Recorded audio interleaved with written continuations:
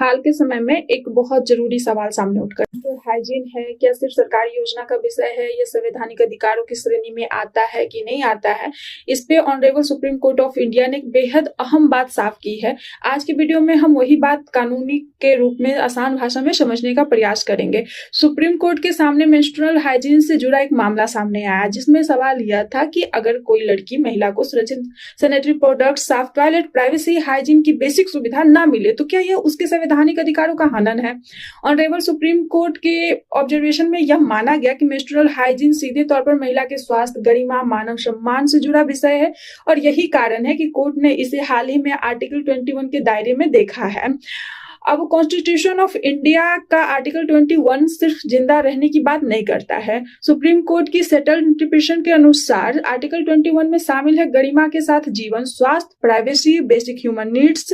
Court ने साफ कहा है कि मेंस्ट्रुअल साइकिल का जो हाइजीन है वो इन सभी से अलग नहीं है। और सबसे जरूरी बात कि संविधान में कोई भी नया आर्टिकल नहीं जोड़ा गया है। इस मामले में फंडामेंटल राइट्स की जो सूची है वो फॉर्मली बदली नहीं गई है, लेकिन सुप्रीम कोर्ट ऑफ इंडिया ने यह जरूर कहा है कि मेंस्ट्रुअल साइकिल का जो हाइजीन है पहले से मौजूद right to life with dignity article 21 का हिस्सा है। सुप्रीम कोर्ट ने यह व्याख्या की है कि बाइंडिंग कॉन्स्टिट्यूशन लॉ मानी जाती है। इक्वलिटी एंगल अगर इस मामले में हम लोग देखें तो अगर कहीं हाइजीन की कमी की वजह से लड़कियां स्कूल नहीं जा पाती, काम की जगह पे बराबरी से पार्टिसिपेट नहीं कर पाती, तो ये मुद्दा सिर्फ हेल्थ का नहीं रह जाता बल्कि जुड़ जाता है इक्वलिटी 14 से आर्टिकल 15 जेंडर वाइज डिस्क्रिमिनेशन से।